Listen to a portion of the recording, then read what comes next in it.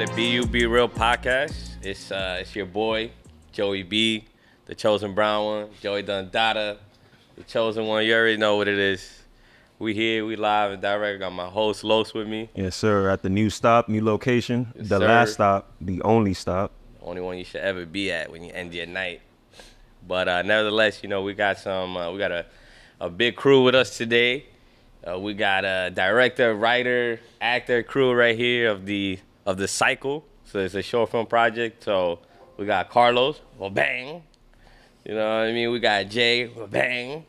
And we got my man Rene right here. So who's the director? Who's the writer? I know who's, but for the writer, for the listener's sake, who's the writer? Who's the director? I directed The Cycle. I'm Carlos. Boom, boom, boom. Oh, okay. I'm Jay, the writer. I wrote the whole short. And I'm Rene. I was acting in it. Dope. So yeah, as Jay just announced, it was a short film. It was a project that I had the opportunity to catch. Supported my friend Rene at the Dominican Film Festival.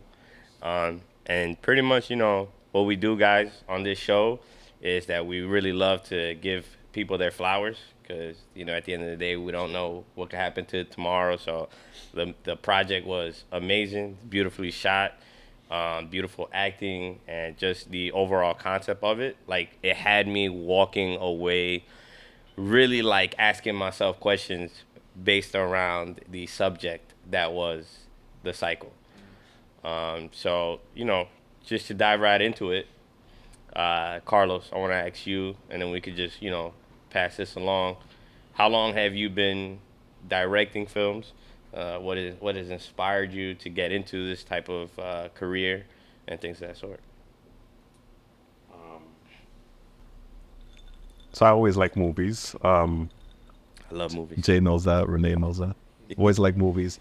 I always wanted to try to make them. And then, when you find out they cost millions of dollars, like, oh, well, that's a wrap.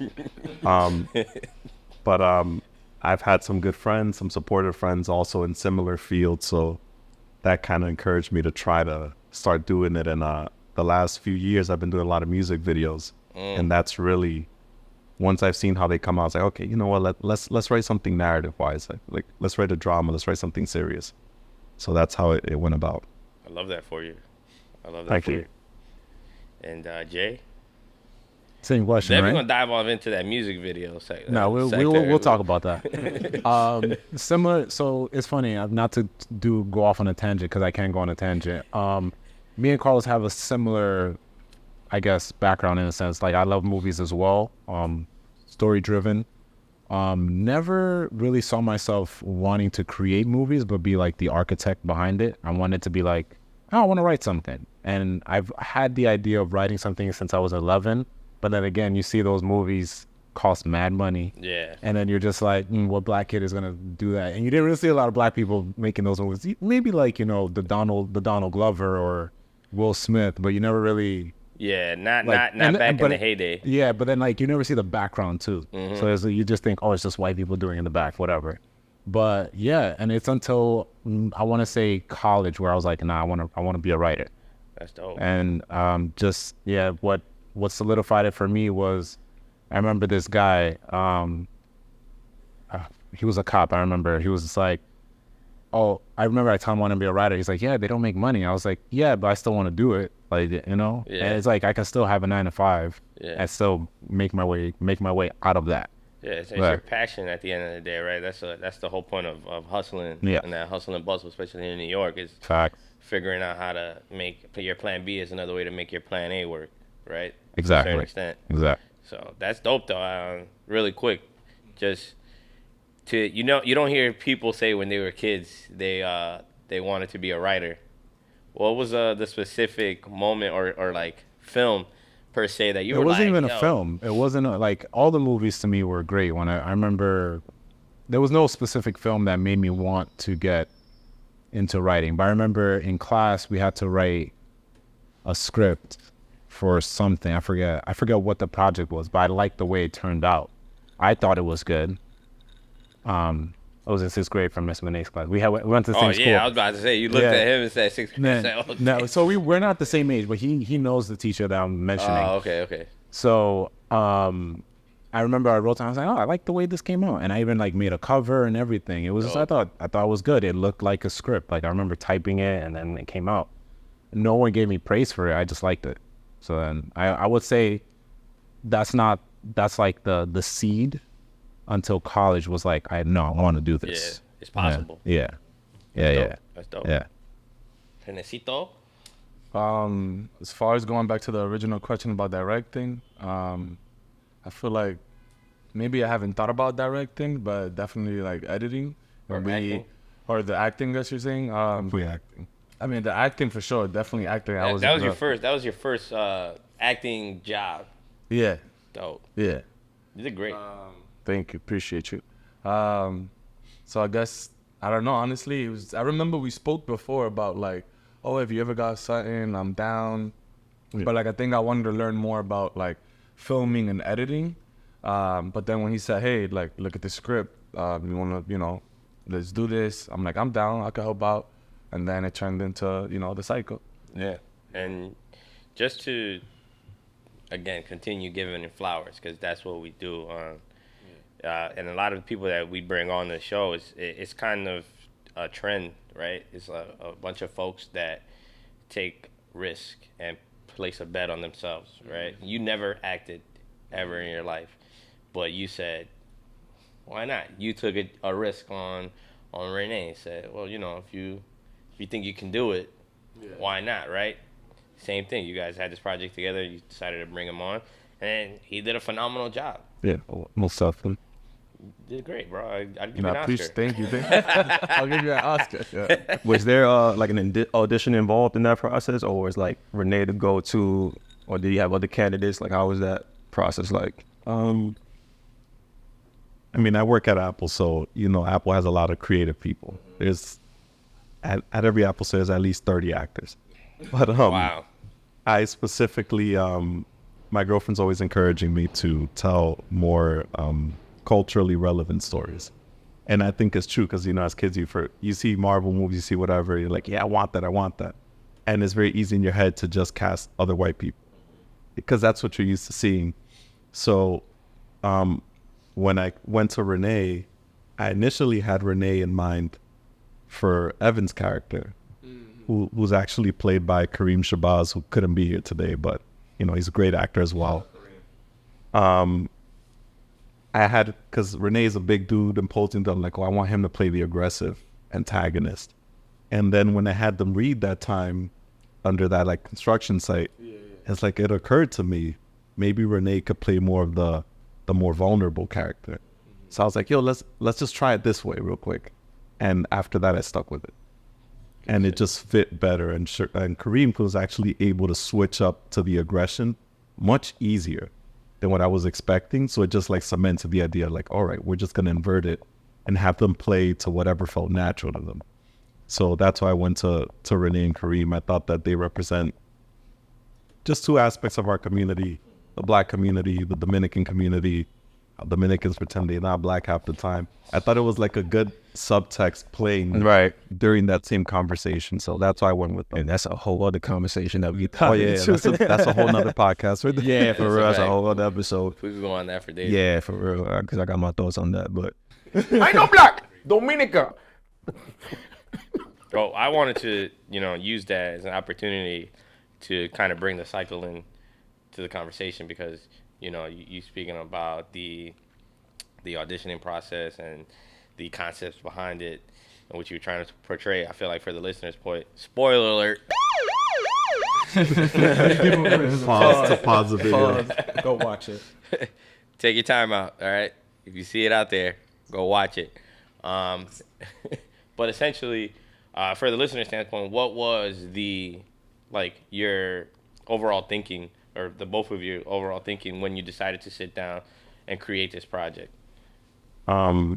Right before COVID started, I don't know if you remember, in your house actually, before you moved in with your girl, we were talking about, first it was a concept of a vampire, then it was like I was feeling confident after music videos. I'm like, yo, I got this shit. I'm gonna just film like some hot shit right now.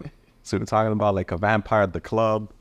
Then we were talking about a jealous boyfriend who kills his girlfriend. And I ran this through. Very cliche too. Oh yeah, You see that. it was mad cliche. You see that in a lot. You can go on YouTube. I left. Nah, that's a fact. That's a fact. You get Vampire Diaries. Yeah. You go for You days. know, I was like, we're gonna stunt right now. We're gonna do some typical shit, thinking that we're stunning. But then, of course, I run it through my girlfriend's filter, and she's like, "Why do y'all niggas keep killing women in these stories?"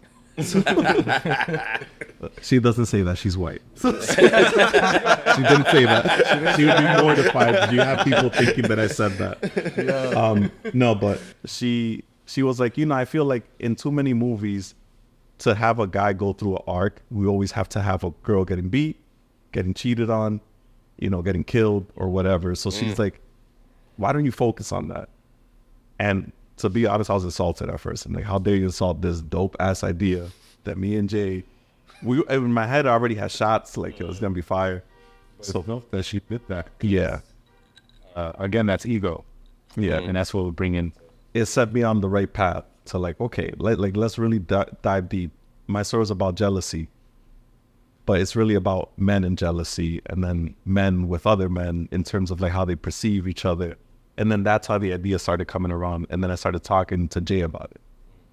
And Jay will come in. How long did it take you to write it? Because it was fast. That was fast. I remember it's just very, I guess, it's not as vivid, but I remember you had the story and you were just like, yo, can you write this? But obviously it was more in depth. But it was very quick. And yeah, I just started writing it and just understanding how you have to understand yourself as a guy. Yeah. Because every time, like, my wife, well, now my wife, she would say something, then you feel that, like, you get a little triggered when it's like, why is she saying that? And it's like, all right, she's right. But then you know, a guy is like, nah, you don't want to admit that she's right. So I don't, at the time, she wasn't my wife, and I was still, I guess you can say, quote unquote, the young buck. So I'm not going to understand what I'm saying now to my younger self. Sorry, I'm getting very meta. But I love it. I love it. It's just something that you probably got to listen to later on. Yeah. But we were talking about it, but I remember it was a dope idea because I was like, and I remember for one of my shorts that I wanted to write, I had a vampire idea too. And then Carlos was, because Carlos is the one I go to about stuff like that. He's like, yo, you got to tone that down. And it's funny you say that because she had to tone you down. Yeah, but here I am trying to do the same thing. Trying to do it this way. So Jay came back really fast with the idea, and I really liked where Jay took the story. And I just like maybe tweaked some of the things he said in the middle, but I didn't do much. It was pretty much as it is. What you see was Jay's draft. We just streamlined the conversation a little bit, and it became something completely different. There's no vampires, obviously. Yeah. No women's getting killed. No women died. But it's about, if you can imagine, like, the way we're sitting here, you know, with a woman in the background, like, how do guys act knowing that there's women in the vicinity? How do they act when they feel like their manhood's about to be challenged, or their integrity amongst their group is going to be contested, because that's more important, you know? Yeah. She can cheat on me or whatever, but don't do it in front of my boys. Don't do it where people can see it. And then you got to question me as a man in front of people. And I just thought that story resonated more. But then, you know, I panicked a little bit. Said, I don't know if I want to film that because it's very serious. And it's like I've been doing pop music videos and rap music videos. Completely left field. And so I spoke to Kareem, who Jay had worked with. Tell me, Yeah. Oh, okay. So it was like an internship writing class. The project was to write a script and direct it and whatnot. I basically did a one-man team. I wrote the script, got Kareem and this other cat, I forget his name. If he watches this, I hope he doesn't, because he's gonna be upset. But they both did this. They did a great job. I really like Kareem a lot. My short was called Cops and Robbers. It was kind of like a commentary on cops. This was during the George Floyd thing. It was around that time. So, but I did it because of that. So I was like, I posted like, yeah, not all cops are bad, because the way I see it is like my cousin, like who's my, you know, you got your best friend cousin, he is a cop, but I'm like, I don't see him that way. So there's always, you got to see it from that lens. Yeah. But then, you know, most people are like, yo, I hate cops. But the whole point is, that's why I met Kareem. Kareem did a great job, and that's why I was like, Carlos, you should check this guy out. And then that's when you made your final. Had a great performance in that short. For sure, he was a standout. Yeah. And then after that, I connected with Rene because one of the inspirations for Kareem's character is actually your cousin Jeffrey. And, oh, you know Jeff? Yeah, that's my boy. That's my boy. No, mad love to Jeff. Jeff never did some shit like that to me. That's not. No. No, just like the relationship of like, don't be a punk, you know, don't be a punky about it. Jeffrey was constantly doing that with me. You know, I love him to death. That's my brother. But I just wanted to show like, even if those people grow up to be better men, it's a reciprocating cycle as kids of just like preying on the next person and the next person and the next person. And even I would do it to the next person behind me or whatever. So I was talking to Jeff and he was like, oh, I'm going to go chill with Rene. And I was like, let me hit up Rene. So I hit up Rene and then we started talking about it. And you read the script fast too. I sent it to you over email. You read it like, well, the next day and just send me. I mean, you got this. Yeah, they usually take forever to read a script. No, I'm saying actors in general. Yeah, I mean, it was a short script, so I think it was easy to read. And you are an English teacher. Well, yeah, so you are an English teacher. You know what I'm saying? So, man, what made it easy, though, I think what made the experience easy was that at one point, Carlos was like, improvise, like, whatever, you got the script, but make it you. So there were some words where I was like, changing it up so it could sound like me. Yeah. And I think that's what made, I guess, like my performance successful, because I was like, oh, this is how I sound. So there was some words that I was tweaking, but I had the permission, right, from like the writer, director, hey, you got the chance to do this, that's okay. And I think that's what made it like flow in a way. That's it, yeah. Yeah, I mean, first glance, as someone who's known Rene for a hot minute now, is when I watched it, it kind of reminded me of a few of the conversations that we've had in the past. No, facts. Like, you're not saying that we've ever lived through anything of that type of nature. Yeah, we never did that shit.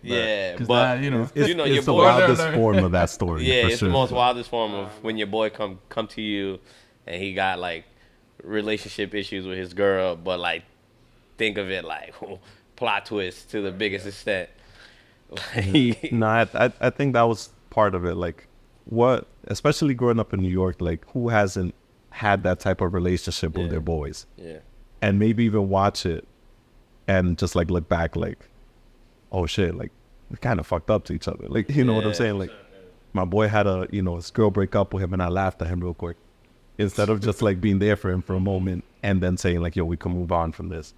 So like that's really what I wanted people to feel watching it. Like, and it's not, I didn't feel it was going to be too pretentious. Really? So the name The Cycle, why that name? Like, what does that necessarily mean? So when I write a story, I always put the first thing that comes to mind, because it's always like project whatever. Like, I just call it like the project cycle, because it was just like whatever. But the word cycle is the term that I coined called the fuckboy cycle. So basically, like, you like this girl, but the girl goes for that bad boy. So then the guy that doesn't get like becomes the fuck boy, and then it's just a whole thing over and over again. But then with this story, it's somewhat similar. So I just called it The Cycle. And then Carlos hits me up and he's like, "Yo, so we're finally ready for the festival. How should we change the title?" And I was like, "I honestly don't know." Do you want? Yeah, because I'm just like, and he. AMC today. I'm like, I don't know. But. Oh yeah, so yeah, I think we just landed on, we're just like, let's just keep it The Cycle. Yeah, and it was simple and it works. Like I think we came up with random ideas, but I think that's the one that just stuck. We didn't even spend too much time on it. Yeah. I like that one. I like that one because, you know, what you just said, right? Like when I first saw it, I got it, but I didn't understand the title. But now that you say like Fuckboy Cycle, I definitely it super makes sense, because it's kind of as title though.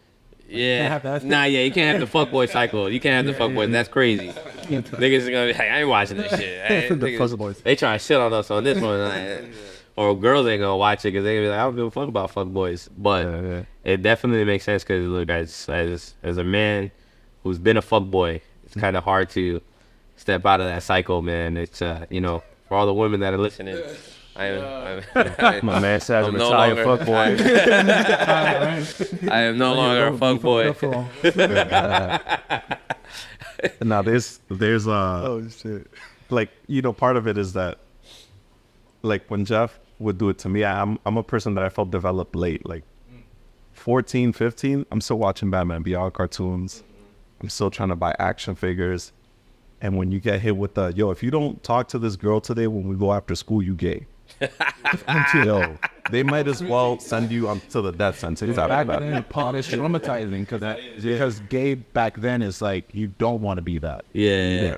Just for the listeners, gay's okay, but in our eyes back then, Oh no, it's like it's a death sentence. Or they would tie that with like certain issues. Like you like anime, oh, that's gay. Like, you know what I mean? Yeah, Now, exactly. all of a sudden, everybody watches. Yeah, anybody loves You're everybody. thrown into the criminalized. shadow realm Right. at that point. Like, oh, nah, nigga, you gay. Nigga. Yeah, That shit. we held it up for everybody now. Yeah. They don't know what we went through. Yeah. What's up now? but that in and of itself sends you into kind of like that wormhole of fuckboy lifestyle, and then you go through that all the way through high school, college, and then you find yourself in your late 20s like, yo, what am I doing?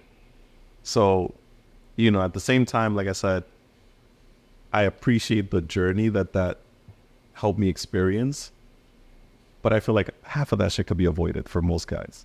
It could just be avoided by having real talks. Yeah. Definitely open communication and not being scared to speak your mind. But that's one thing we're not taught as, you know, coming from black and brown communities, you know, that vulnerability and being open and emotional, that's, you know, like, why are you doing that? That's shut up on that. So, Yeah. Hashtag no Jode. which is what I loved about the film is that you have, you know, a Dominican man, a black man, and showing that vulnerability and that emotion. So, you know, it's important for, you know, many people to see, and, you know, you got to push that narrative more, you know. That's definitely true. And just like Rene's character, yo, bro, I just wanted to talk to you like that, like, you know what I mean, like sit down, like you get it now as you get older, but definitely as a kid or a teenager, it was what? That's not happening. Yeah, you gotta teach that now. I remember, just to let y'all in, like I had a trouble time with like my girlfriend, my ex. We had broken up. Fam, I was so Like first girlfriend like, yeah, first girlfriend from high school type. from high school. That was rough. Though. Broke up, bro. You talking about communication and being vulnerable? Fam, I shut off. I didn't talk to nobody for like 2 weeks. I'm talking about cafeteria, sat alone. Went to class, didn't talk to nobody. Yo, I'm telling real shit. It was to the, yo, it got to a, It feels like a Michael Bay movie when you're in high school. yo, didn't want to talk. Everything was on my sleeves. It got to a point where I had my friends like trying different ways to get me to speak. Like they'll send a girl to walk down the hallway as I'm using the bathroom. Or like they'll set up like a fake intervention like in the locker room, like, yo, what's up? Why you acting like that? This and that. Why you acting gay? That's coming in there though. And I'm like, I ain't say nothing. I'm gonna wait. But that, doing that is just the wrong way to do it too. It's like, oh, it's like you said before, you're attacking my manhood. Like, now I'm not gonna talk to you. So like that, I can see that. Yeah. Full circle now, man. It's a cycle, you would It's say. a cycle. So, all right. So one thing that I definitely want to touch on regarding the film is the essence of cheating, because that's something that I walked away with, really pondering about. Like, okay, are we pushing the boundaries or are we setting the boundary? Like, what is it when is it and what is it that will ever make cheating okay? Because we talk about ego with, your guys' girlfriends and taking it from her perspective and seeing what she sees. And at the end of the film, spoiler alert, watch the film, is it's the end of it. You know, you can see Kareem's character on the phone with your girlfriend, and she goes and she says, "Oh, now he cares." Yeah. Right. So that made me think. I was like, "All right, well, damn, is Rene the one fucking up, and does that make it okay?" I know it's bad because it's his boy, but she also, like I said, we're taking it from her perspective now. Are we pushing that boundary or are we setting it? That's my question. Like when it comes to when you guys created this film. I didn't even think about that. That's a very good question. Come on, son. I'd stop now. We were actually having a discussion about this in our chat group a couple weeks back. We should have Actually, this conversation constantly. Yeah. And that's the thing. And that's the thing. Going back to the previous thing, talking to guys should be normal. Like we should be talking to guys, and we talk in the chat all the time. When we meet up at his place, it's just like us five. We're just talking about stuff. Or one of our mutual friend who's having his own problems, but we talk to him and he talks to us. So it's an open dialogue. I guess you want me to answer that question? I mean, it's also a general question too. Okay. So I don't want to say pushing the boundaries. I think the key thing is just always communication. So I think both Rene's character and his girlfriend, who has no name, I guess, right?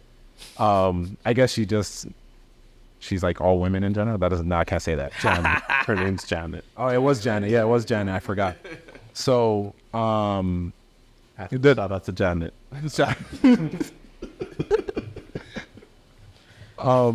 I think the problem was both of them. It's just communication. Like they weren't talking to each other. Like that's the only thing. Now, I don't think it's okay to cheat. Now, I always say it's okay to be a fuckboy if you're not lying. So, and I always tell, I'm not gonna throw names, but I always tell one of my close persons, I'm not gonna say who it is, like, yo, it's okay, just don't lie to the person you with. Like, you don't want to be with that person, just now, because It's on the same page. and I know exactly. So then I know where it's like, and I'm sure we can all have the same feeling where like you see a girl and then she's like, oh, I want to be in a relationship, but then your mind is like, I want to tap. Now you're gonna lie to just tap. And then and now you're stuck. That's fuckboy. That's fuckboyitis right there. That's definitely fuckboy movements. Mind you, right. I'm selling the dream, right? And the thing is, look, so I'll show my vulnerability. I've never cheated, and it's just hearing how everyone speaks. I'm very good with like how to put things into dialogue. So I'm like I love Ninja Turtles, so I know how the way each of the Ninja Turtles talk. So that's like I'm very good at that. So having talked to my boys, that's how the dialogue was able to come out. So, again, it's okay to cheat. I mean, it's okay to be a fuckboy, but don't lie and cheat, if that makes sense. Nah, for sure. But yeah, that's my piece. I agree with a lot of that. I just think that what you brought up, thank you for giving me time to think about that. Rene's character, he's clearly being a typical guy and not communicating with his girl. But then his friend beats him over the head with that toxic shit. OD. So now he's going to become just like his friend and do the same thing to the next girl and the next girl. So it is kind of a cycle in that, you know, when we refuse to talk, we refuse to communicate. That's when we feel that we need to lie and cheat and hide things from people. Like Jay said, I feel like if it's consensual, you having a good time, like it's okay, it's cool, as long as everybody keeps it 100. Is a problem when you gotta, you know, sell the dream and lie to get some, or have something here and decide that you want something over there too. I feel like that's when you kind of need to make decisions. And as somebody that's been in my relationship for 5 years now, the temptation never goes away. Like, I'm gonna keep it 100. She knows that. I've told her too. But like everybody, you know, there's always gonna be somebody that looks good. There's always gonna be somebody that looks good for her, I'm pretty sure. But you just got to weigh that decision. Like, hey, am I willing to lose what I have here? My connection with this person, my attraction, or whatever the case may be, my partnership, for everything else. And I feel like as a young guy, I wasn't making that decision. I was just, well, I could eat some more. Slanging around. You put some more charro habichuela on this plate for me, please. Like, you just keep jumping on the buffet, even though you still have half a plate over here. Yeah. But now, as you get older, you're like, It's not necessary. I could eat, Yeah. but do I really want to eat? Or it just looks good from over Yeah. here, you know? They say comiendo con los ojos. Exactly. He's laughing. Nah, I like that. It makes me feel good. I was gonna say, just in terms of communication too, we gotta also put the fear aside, because I feel like for me, I've been through experiences where I don't communicate properly because of the fear of confrontation, not just in a argumentative way, but in an emotional way as well. So it was like normalizing that communication without having any backlash or without, you know what I'm saying, like, let's just try to communicate as human beings. And I think that fear sometimes hold people, you know, back, and then makes things worse in the long run, you know?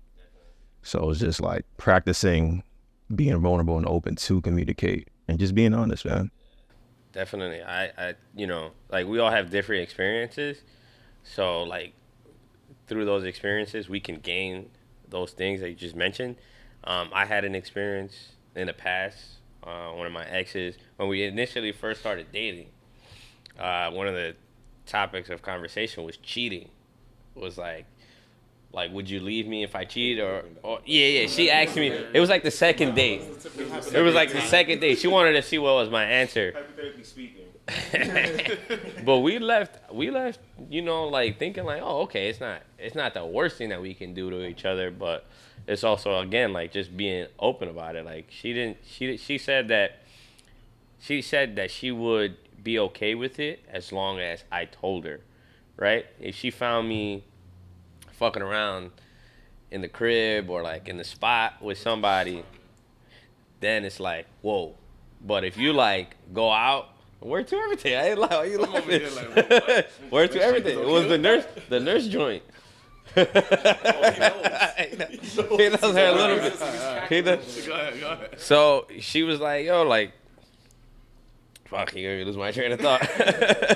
But initially she said, like, if you go out one night in fucking Nebraska or whatever, and you with your boys, and you come back and we have a sit down and you talk to me, that's fine. So as long as it's not her personal space. And you think Exactly. she was gonna stay with you think? She said that she wouldn't leave me for it. She didn't say, she said that she would get mad. She didn't say that she wouldn't get mad. Yeah. Mm-hmm.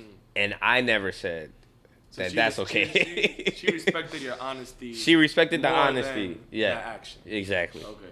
So that's what I'm saying. Like, through experiences, I was able to, you know, be like, all right, cool. I'm okay with it now. Like, having that talk and letting her know, like, I ain't fucking around, though. You can't just go to fucking Texas, and come back and be like, yeah, fuck this nigga. That shit was mad. Like, whoa. Let's slow down now. If she talk about you fucking other niggas, huh? Me personally, I'd rather not know.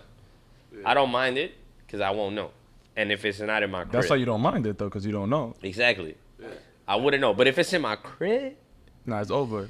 I'm gonna be There's tired. levels to that. Like, you're right. Like, as I've gotten older, I realized, like, it's funny when I have conversations with, because, you know, we work with people of different ages. When I talk to people in their very, very early 20s, they're always like, the worst thing in the world is cheating. I'm like, what about murder? That's the worst thing that could ever happen to you? Yeah, like, I feel like if cheating happened, especially in a relationship that's been going on for years, it's going to be hard for sure. Mm-hmm. But I feel like I can probably try to get over it, especially if I knew I cared about this person. If you would ask me that when I was 22, nah, fuck, they over. Like, you know, you cut them off quick. It's clear. No, yeah, that's facts. Even like now, like if that were to happen to me, I don't know how I would take it. I've never been cheated on, but me neither. Like I just don't know that we know. That we know. The top. You're making these film references. I like it. Again, like you said, if it doesn't happen in your crib, but then I have to take a step back and be like, now I just feel disrespected because I won't know I'm being disrespected. But if you find out you've like been with another guy like 2, 3, 4 times, I'm like, oh, so you didn't tell me the first time.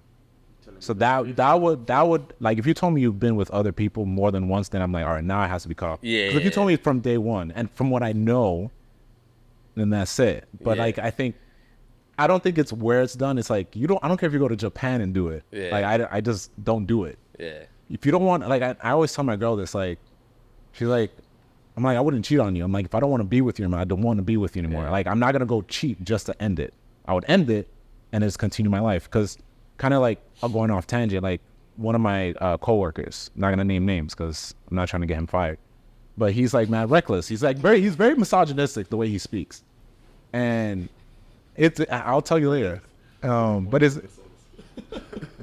just mad weird because he was like, yo, you don't fuck a leader or manager, and I was like, but like, nah, and the way I see it is like, I'm not gonna mess with my money because I'm not trying to get fired. I have that's a different level. I'm like, he's like, you wouldn't do that. I'm like, no. Yeah, and that's a different level. He's a wild boy. I'm like, I wouldn't. He's like, I would. I'm like, first of all, no one would. I'm being a hater. I'm like, no one would do that with you.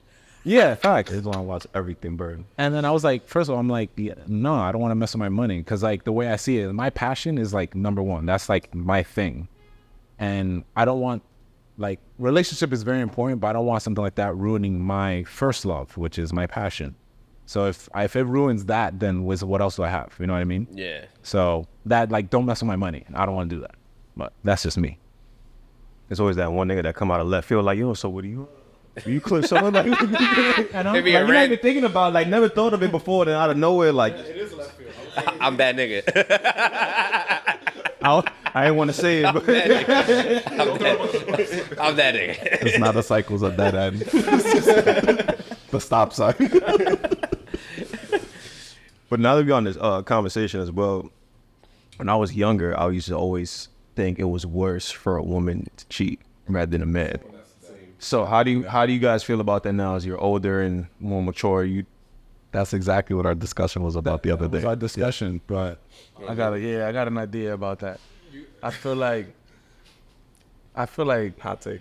men cheat because of proximity and opportunity, and girls cheat because they still do it because of proximity and opportunity, but I feel like it's more because of some emotional connection. Because I feel like it's very rare for like a girl to just go and sleep with some random guy. Where us, like, we see a bad girl and we're just like even when we're just out drinking, and even if you're not in a relationship, like you could really bag something and be so down to hit the same day. Whereas a girl is more of like, she's more, reserved. She's gonna take her time, maybe want to get to know you a little bit. And then if a girl is in a relationship, she's gonna take those steps to, before she like she's gonna plan this, time that she's gonna have sex with this other guy or whatever. So. I feel like in 2023 is different, man. The 2023 is different? Hold on, get the mic closer to him. These girls are savages. This new generation is crazy, bro. That's what the conversation was about the other day, because some of the people in our group feel that way, and I used to very much think that.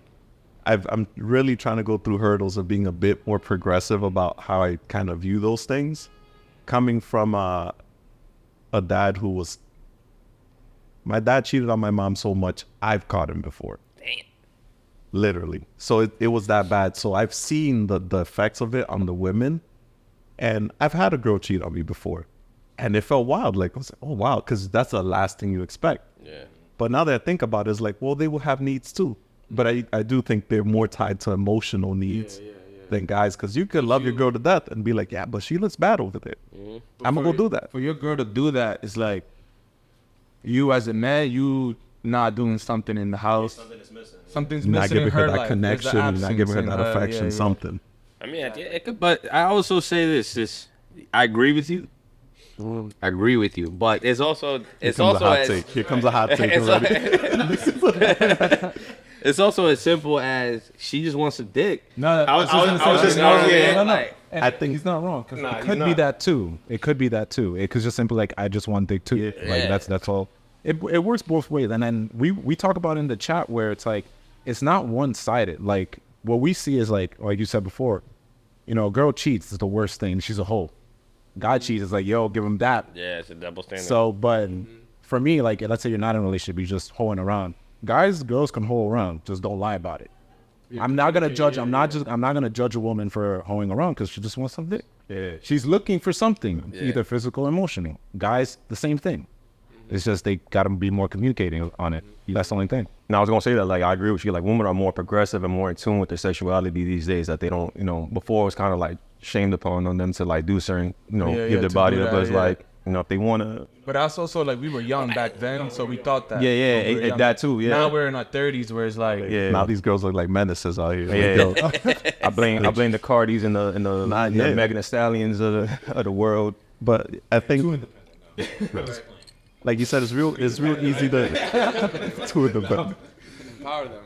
And, you know, it's easy to condemn a girl for cheating because, like you said, we don't expect it. It's not. But like the best test that you can give somebody to see where their mind is, I like, yo, so you meet this girl. The challenge I put in the chat. I always like to play devil's advocate in the chat with like progressive ideas. Yeah, me too. Just to see. So I'm like, yo, you meet a girl at this party. Yo, she's fire. She's beautiful. You hitting it off. You're having great conversation. Next thing you know, you go on 3 or 4 dates. The chemistry is there. And then because always one of your boys say, yo, I heard she was messing with Miguelito. And he went wild on her for like a month. Watch that dude immediately back off. but hold on, do you know Miguelito? Miguelito's a friend of your friend. If I don't know Miguelito, that shit did not exist. That shit got nothing to do with me. If it was Joel, then I'm gonna be like, oh, fuck. Like, You know how I do it. Yeah, because realistically, I think a lot of guys are afraid of girls with a body count. Mind you, we walking in there with body bags. Yeah. But Body bag. we got a morgue behind us, but we worried that she tapped 3 dudes that we've seen on the block. You know what I'm saying? So it's like, why does that bother so much? And even me saying that, a part of me cringes a little bit, like, you know, like, feel it. It's only yeah. feel it. And if it's not that you immediately don't talk to her, I'm just gonna have fun. You immediately disqualify any serious potential with that girl. But I don't know. What if she's throwing you all the signs of like you gonna have a very successful relationship with her? Like you really gonna risk that opportunity because someone from like the third party over there hit? I don't know. No, but you know, I would say that what we spoke about in the chat is similar to the situation, but you find out she's a porn star. Like we that's a whole that's a whole thing. But think about it, it's like it's the same thought. It's like, damn, she's had all these bodies. That does disqualify, and I get it. That is very very left field. But I have a number. That's all I'm saying. If you're gonna be a porn star, you gotta be bringing in a certain amount of income. That's it. I mean, that's It's a different conversation. Yeah, that's a different conversation. Yeah, If you're making millions, Riley Reid, I could wife that up tomorrow. that's actually I'll be where that alright with it. conversation came from, actually. That's where our conversation. Because she did an article where she was finally getting married, What's her name? Riley Reid. I gotta look her up. And she's a famous actress. And she was doing an article, I forget which magazine, where she was getting married. But she talked about like her success in the industry and all the animosity that she got. And I was like, this is great for a conversation. Yeah. So I was driving from, I think it was like Kissimmee to like Orlando, and the chat was on fire. I was just putting that out there. And it's like, do you not date somebody like that because you feel less of a man because you know that, you know, Johnny Sins is piping her down and shit? Like, Yeah, on the how do reg. you feel about that when she comes home to you, loving as hell and shit, like giving you hugs, treating you like a king, but you know where she came from, where she made that 6 G's earlier today. I wonder because that shit is like an act. That It shit is an like act. a It is whole, you know. But it's actually happening. But she really The emotion is the act. Yeah, of course. Yeah, like you think she really feeling that shit? Like her shit really wet for real because like she's into it? Or is that like, you know, they cut the angle and the dude's throwing a little bit of water or some shit, some other shit. You know what I mean? I feel like that shit is like No, for sure. It's just set up. It's set the up. only But- way you know if you didn't filming it type shit. But like, how would you feel as her partner? You know what I'm saying? Like, Yeah, not for sure. I would be afraid of like any type of STDs, STIs. That would be my main concern. Yeah, I'd be like, nah, hold up, like you was working this whole week, like every, you know, like imagine us, like we working 9 to 5 overtime. Monday through Friday. Is she working a 9 to 5 Monday through Friday? So that means she's getting like, you know, her shit tossed, everything. From 9 to 5. The band 9 to 5, like damn. she's sitting in the she's bedroom in with the an IV. Nah, that's funny. I don't know how we got to Riley Reid. Oh, I did. Yeah, I man. did. Let's get back to the cycle. Yeah, some psycho questions. The cycle can lead you to being a porn star. Psycho elements. The cycle different. I wanted to. That was funny. That's funny. I wanted to dive into another aspect of the film, and then also want to get your guys' take on other actors, films. You know, I like to get perspective from people in the industry and with this passion because I always feel like it's funny. But pretty much to circle back on the representation that we touched on in the beginning, right? Like the importance of having a black and Dominican actor, and even having a perspective of a woman who gets cheated on. We don't know if she's white, black, or Hispanic, but at the end of the day, she is a woman, and that's a field or an audience that's out there. So, like, growing up, what made you be like, this is why I need to put on for my people? And pretty much, like, as a writer, as a director, as an actor, why is it important for us to have more black writers, Dominican actors, you know, Dominican directors? Why is that important? Where are we at right now? Where were we in the past? Where are we going? There's a lot. There's a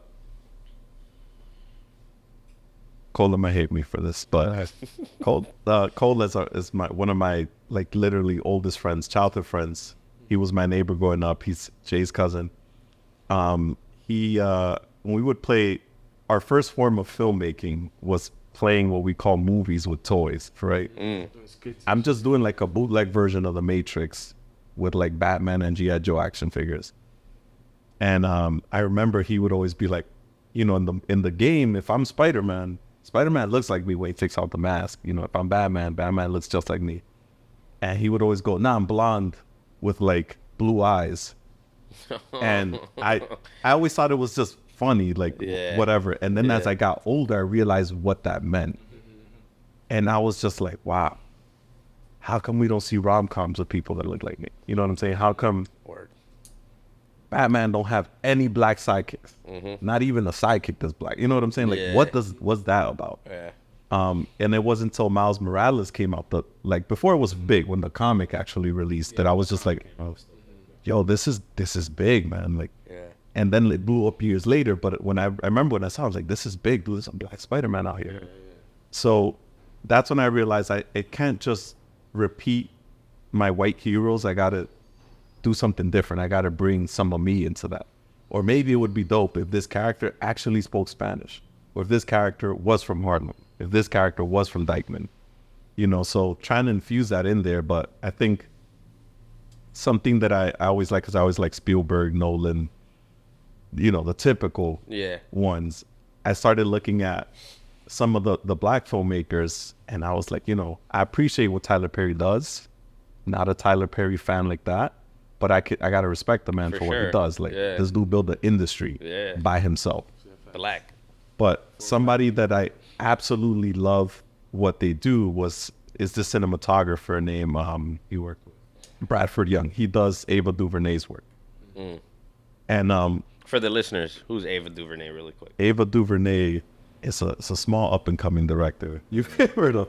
No, she did Selma. They see what was the Central Park 5? Yeah, Central Park 5. Yeah, very, very prominent black filmmaker. Started as a documentarian. She's check her stuff out. But I love the look of her stuff. And it wasn't until I saw, of course, another white movie, Solo, a Star Wars story. I was like, I love the look of that. Everything is dark as shit. It's smoky. It just has this vibe to it. It almost felt like a Hype Williams rap video in the Star Wars world. Really? Yeah. As somebody that like really, really went in on music video studies, like it had that look and that vibe. You like Star Wars too, so it's like it's the wildest mix. But then I found out this guy is the one that does the cinematography for Ava DuVernay, and it led me to learn some new things even after I got out of film school, which is cinematography is racist as shit. For sure. Oh, hell yeah. Blackface, Yeah. Chinese face, all that. There's all of that, but even more the technical stuff. The way these cameras work is racist. Oh, okay. And I don't mean like the machine is literally like a racist Terminator, but like the technology is designed to work on fair skin. So for example, when I went to film school and I majored in cinematography, the way they taught us to light, you know, by f-stops and all this stuff. And then we're like, so what do we do when we have a really dark actor? What they taught us was called literally the Wesley Snipes rule. So if I have, so for example, Jay is darker than me. I would have to light Jay with a brighter light or add an additional light so that he comes out clear in the scene and matching kind of my skin tone. But what's the problem? When you go to grade it or when you go to adjust it, his skin looks pasty and washed out now. So it's not fair to him. But the white actor next to him looks great, looks phenomenal. So like, how do you adjust for that? And I think this dude figured it out. So he doesn't use as much light. He literally tries to minimize the amount of light he uses and tries to use, when he does use lights, different color lights instead of just, here's a white halogen light, here's a phosphorus bulb. And if you look at his stuff, it's gorgeous. And it's usually black actors in darkly lit environments. And it adds like a 3-dimension to the way the film looks. So like it can be a dark scene with Lupita Nyong'o in it, but he'll add blue or purple light to accent the contours of her face. So now it's like completely different than it was, Wally Pfister coming in and just putting an eye tenor on her and just bright lighting everything. So like, that's when it clicked for me. Like, that's what I want to do. I need to make sure that when I film stuff, I film them to look good. And that's what I did with The Psycho. I lit it through Magic Hour, overcast, and slightly greased up their faces so that we can get those nice contours and those nice earthy tones. So I made sure Kareem wore earth tones, you wore more skin tones, so that it complements and it has this like, seamless look to it. Definitely. Just before you guys continue, spoiler alert. It's very well color graded. Thank you. Very well. Like when shout out to Thomas. Thomas, you did your thing on that. No, for real. It was when I was watching it and I'm looking at Rene's skin on it. I'm like, yo, man, skin looks amazing. Yo, I'm looking at Kareem. I'm like, yo, it's like it pops off, but it looks like subtle pop off. Yeah. Like I know this man, for a minute now, and I'm looking. I'm like, Rene actually has pretty like good skin. Like I didn't know he was that brown. I was This like, man looking I didn't know he was that brown. Like, I be drinking water and shit. I got a skin routine. Yeah, he's actually aloe vera. Yeah, he's a GQ help. Like what's going on here? But yeah, no, it was a great job to continue giving your flowers. Yeah, there's definitely a lot of like inherently racist things in cinema that I just kind of wanted to. And, you can say like, oh, well, you're filming this thing and you're showing your culture in a bad light. I'm like, not really. I'm trying to show our culture, our people, like, hey, this is a problem. We can definitely get past it. But if you see it on this platform, it might make you think about it more, as opposed to, we don't talk about that.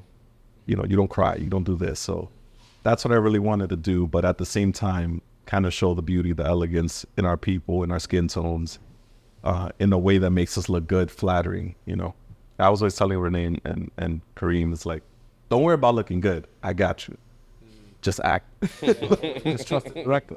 Trust the director, and then the director trust the actors. Word. So what about you, Jay? Like as far as from a writer standpoint, and dealing with the past and the representation that we didn't have back then.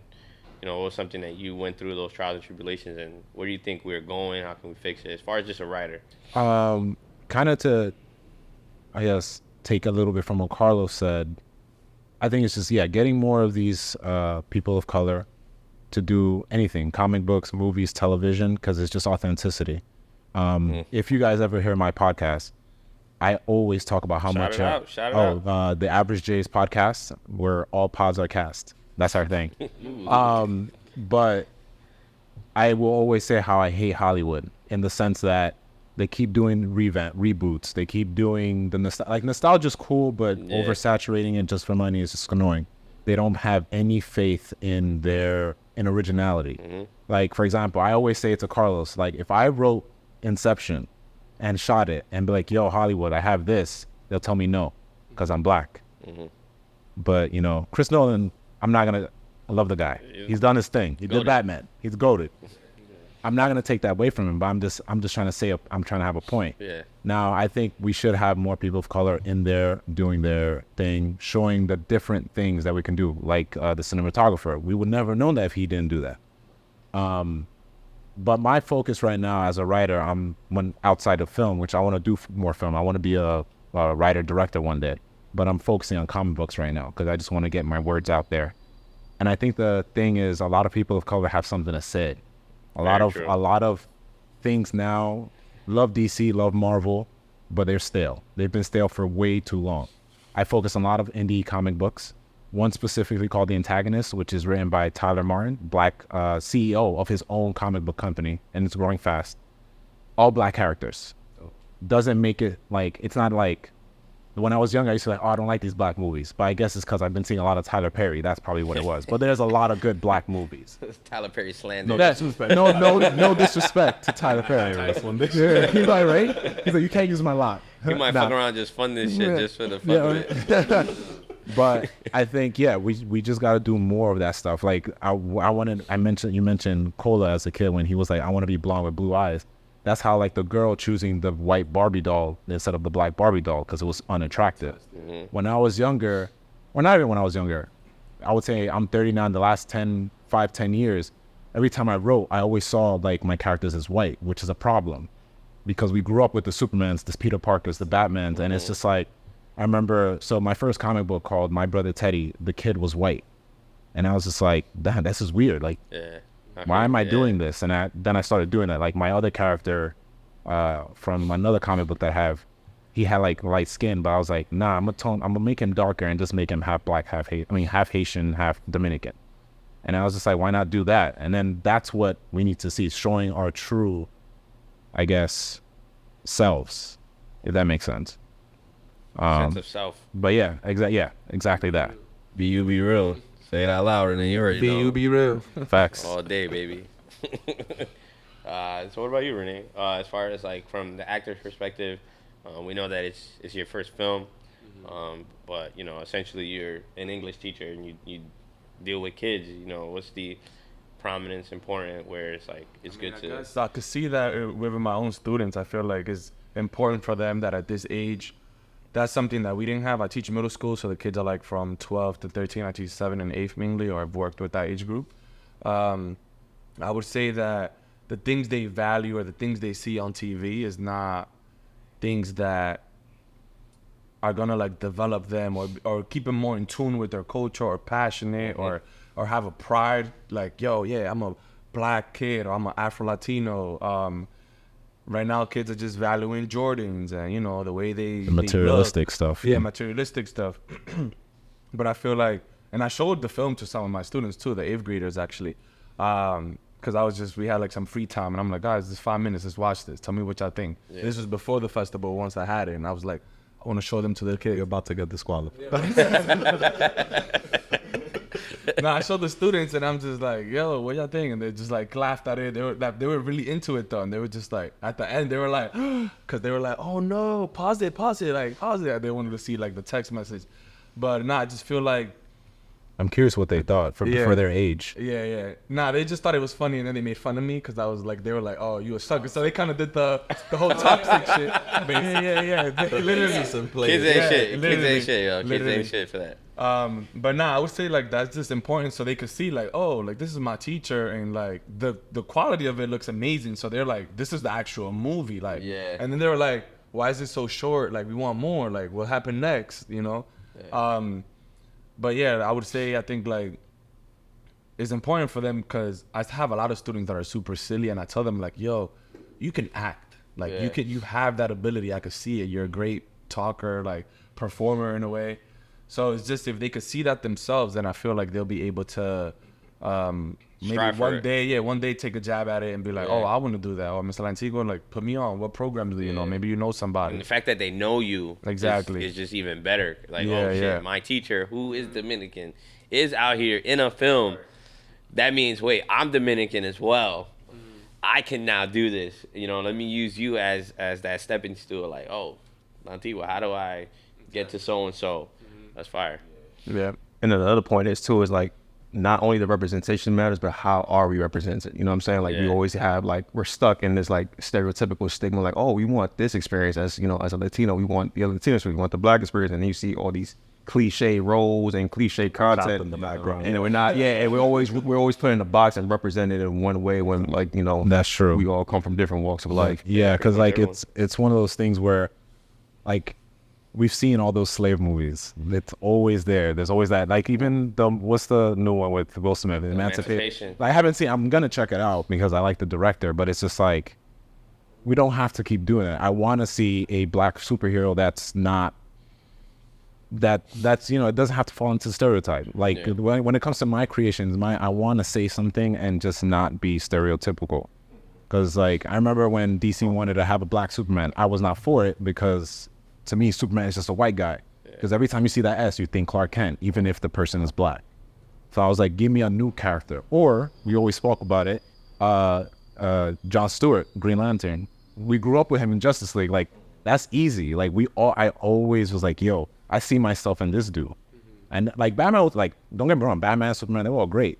But John Stewart was the Black dude in the Justice League. Yeah, gangster. So I was like, yo, and Gangster. he was like, he wasn't like, well, what should we do? He was like, let's go up in there and fuck that shit up, bro. You know what I'm saying?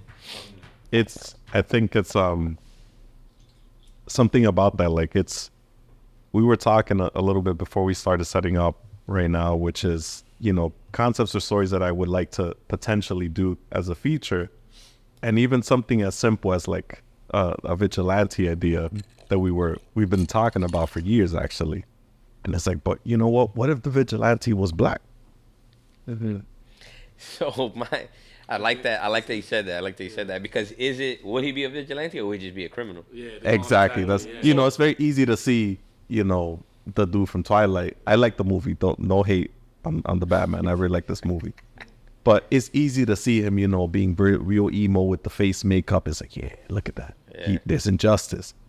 Play that with a Black guy, with a do-rag on, with some Timbs. Oh, he's a criminal. He's a straight criminal. He's fighting There's no point in that story where the commissioner reaches out to him and says, I think you're the solution. It's never going to happen. Yeah. So how does he deal with that? I forgot this. The commissioner's always hunting his ass down. He's the Joker in that story. Even though he's saving people, like, nah, he's the bad guy of this movie. So it's like, but that's interesting. You know what I'm saying? Like, how would that play out? It's like embracing the culture, embracing our heritage, I think adds a level of context and nuance to every story that I appreciated that was just white people. Yeah. You know, yeah, you can flip Superman, make him Black, doesn't do anything. Exactly. But if we tell the story of a superhero with a Black man, how does that feel? If we tell a romantic comedy with, you know, Black or Dominican people or even Asian people, how, like, that's why Crazy Rich Asians was such a big hit. It's like, And Always Be My Maybe was another. Was right. You let people into culture. Photograph too with Right, that was a really good one. Filmed very seriously on a good budget. Got a lot of hype, made a lot of money, but it's because you're adding that cultural context to something. So it makes a tired formula feel fresh now. And I think we can start doing that. We can definitely, this has made me feel confident enough to try to do that going forward now. Yeah. That's a quote right there. He said, a tired formula feel fresh right now. That was fire. Drop a bomb on That that. was fire. Tyler Perry used it. Tyler Perry. You said Tyler Perry used it? Tyler Perry's going to use it. It's like, fuck these niggas. No, but you said it before, when you said that, like, would it make him a superhero, a vigilante, or a criminal? Two things that come to mind. I remember seeing what was like an Instagram picture. I think it was Black Nerd Problems. It's like, it's funny how they don't stop Batman because you can see that he's white. Now, if you put a Black man behind the same cowl, it's like, nah, that's a Black man, shoot him. Yeah. And they recently made Batman Black. It's a different character. Lucius, if you know who Lucius Fox is, this is his son, who's a Black character who wears, like, Batman's not Black. Batman will always be Bruce Wayne. Come from slave money. Oh shit. No, he's not right. He's not right. There's true. Damn, You know, son. family comes from. So we're very nerdy. We know our comic books. So it's like we know our. Damn, So don't we ruin know- Batman for me, bro. I That's still my love man. Batman. No, Batman all day. But we gotta know. Inherently wrong about Bruce Wayne. He's the 1% taking justice into his own hands and then making decisions on your behalf. So I gotta show Snyder some love. No, yeah. I was gonna. I love Zack Snyder. Zack Snyder, the director, does some things with these characters that people hated him for. If you watch Batman v Superman, I didn't even mean to make this Batman v Superman podcast. Yeah, but Batman is literally preying on the projects. That's where they show him every time he comes out. Think about that. You talking about when he like leave the Batcave and stuff like that? Yep. He leaving the project? The one with Ben Affleck, when he's preying in the projects. That's where he's catching criminals. If you watch Batman versus Superman, like just go to that scene, you see it is the projects. And when Clark Kent goes to investigate, who are all the witnesses he's asking? All the black people in the projects. A Hispanic woman whose husband got arrested by him. Like, and I was like, yo, I never thought about that. He would be on his indictment in that. Watch that movie again. Like, it gets a lot of hate, but like people, exactly what you said, they don't like it because it's too real. And that's the thing Zack Snyder does. He shows you something real in a movie when you go to the movies, you're supposed to forget about the realist. But it's like, no, this is the problem. Go watch it. So, but yeah, I was going to say the same thing. I forgot my other second thing before you took it away. Shout out to Snyder. With the antagonist I mentioned earlier, so all the characters are black. So the main characters are villains. Like, you're following villains. But it's one of those things where it's like, not that the characters are saying this, but for a reader looking at this, these are already black characters. They're going to be villainized anyways for being black, so make them the bad guy. It's something you've never heard of before. I've never heard of that. Nah, that's a fact. That's a fact. Not to shout him out, like, and I follow him, and he follows me back, and I always shout him out on this. Like, I love his stories. At the time, he only had 3 issues out.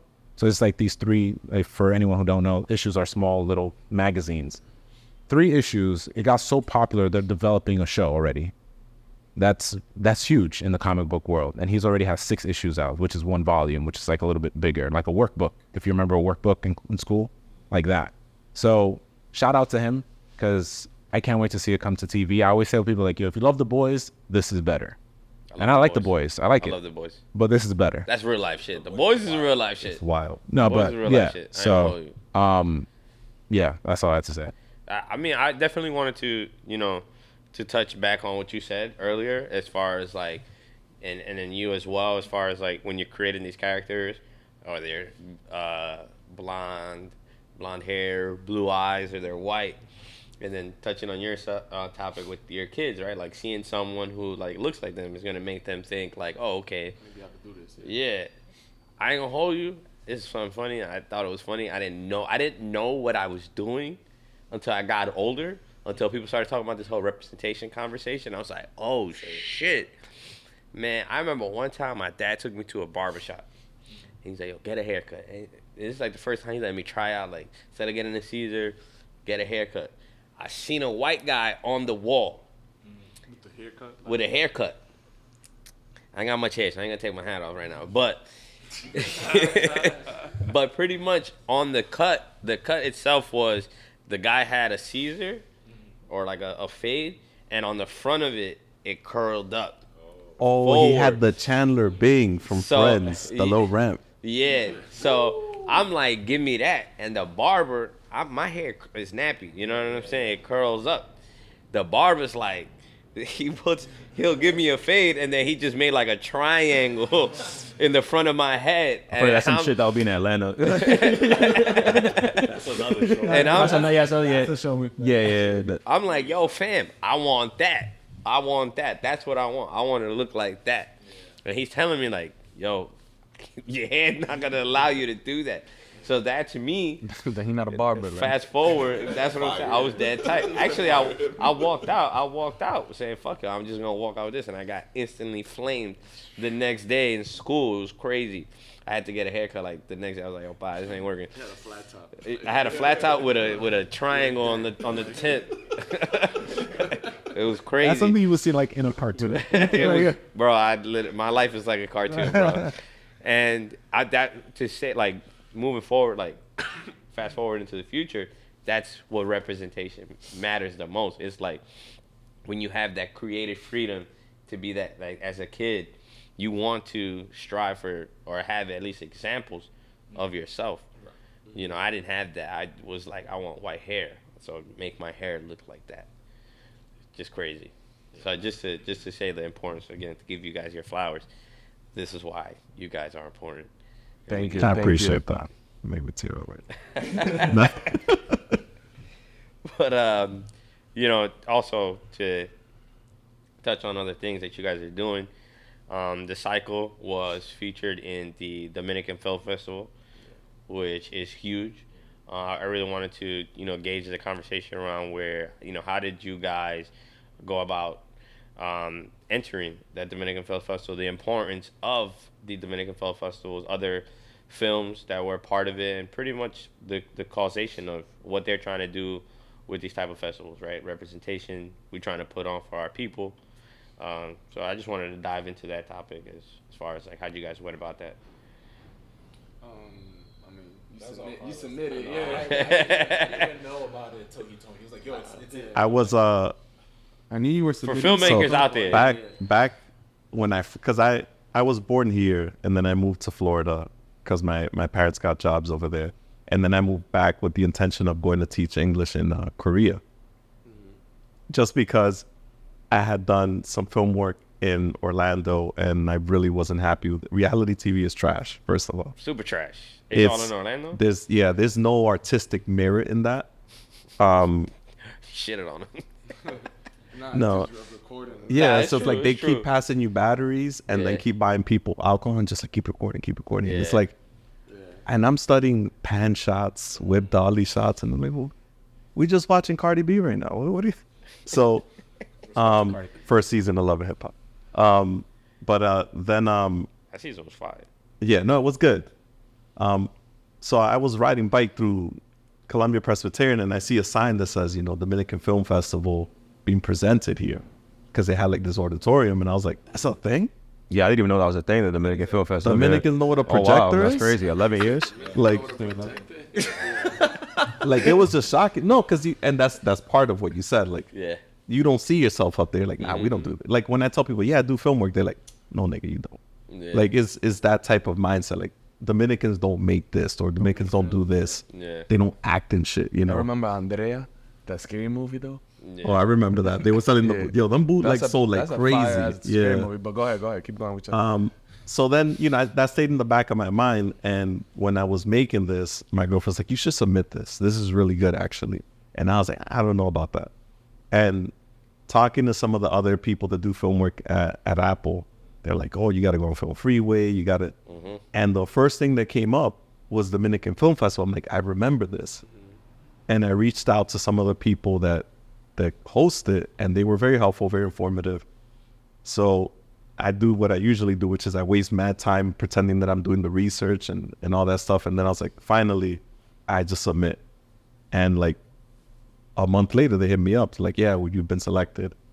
And I remember that day was just wow for me. Like, but I was like, yo, this is wild. So, you know, I really appreciate them for what they did. And it really dawned on me that our friend from the group as well told me, he's like, oh, I've always been trying to pull the group, like, yo, we're going to film this Nerf Squad movie.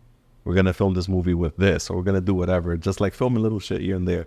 And he was like, it really hit me when I saw a theater full of people that also do the same shit you do.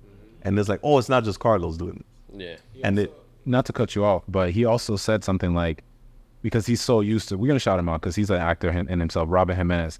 He loves his Marvel movies like we all do, but he's just like, he was really shocked or surprised to see no CGI in a movie, just to see a movie on the big screen. I thought that was pretty dope too, to see like a movie that we did on the big screen. And he was taken aback by it, but he wasn't like proud, I would say, like just to see a movie like that didn't have CGI, that didn't have it, just a chill scene. And like, I thought that was pretty dope for him to say that. yeah, it was definitely big to see a packed theater, people watching it. It's you know, I made my peace with you know, I'm clearly not gonna be given the rights to do the Conception 2 and shit. Next year, that's not gonna happen. Then I'm be like Feige coming up to me like, yo, Carlos, I need you to do Black Panther 3. That's not gonna happen. You never know, You never know, that's what Maybe I'm not saying. Black Panther 3, but Black You know, Panther 5. knock on wood, knock on wood. But what I wanted to always do was like, let me make a movie and have people feel something out of it. Doesn't have to be shown in like AMC IMAX, but like just that people see it and walk away thinking something. and I got to experience that, and I'm forever grateful for the Dominican Film Festival for like just hosting that, because that was like a once in a lifetime experience. For sure, for sure.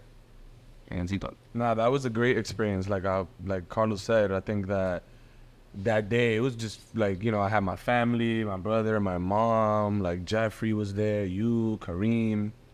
It was just dope, like having friends. You know, this project we made, there was an auditorium full of people that I'd never seen before, and everybody saw my face, and I was just like, oh shit. Like, and you know, I'm often very reserved. Like if you go to a meeting and where I work at, like a school, I'm rarely ever talk. I'm very in the back. I'm silly with the people I know all the time, but just them seeing that, I was like, oh shit. Like, and it was a great feeling. It was amazing. Again, it was a moment I would never forget. Yeah, and we really appreciate you guys, you know, coming on. We always end our shows with, you know, asking people, you know, really quick, you know, for the listeners, something that you want to tell them, you know, what pretty much makes you guys, you know, since it's Be Real, what makes you guys want to, you know, wake up every day and decide to just be your most authentic selves. Shit. It's a tough question. Try to do it in 5 words.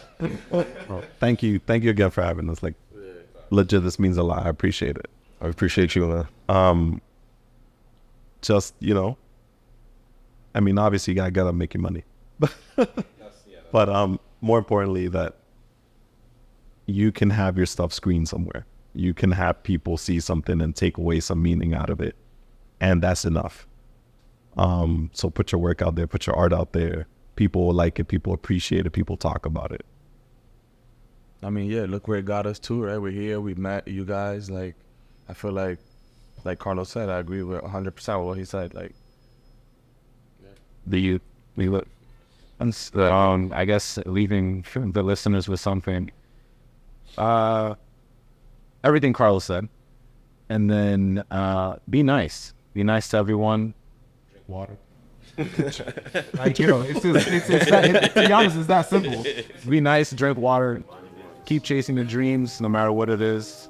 I always take it from one of my favorite CW shows, Supernatural. One of the main characters would say, just keep running till you go down swinging. That's it. Truth is I'm falling for you. Truth is you like no other. Truth is, true. You make me feel alive. It's true, I never terrified.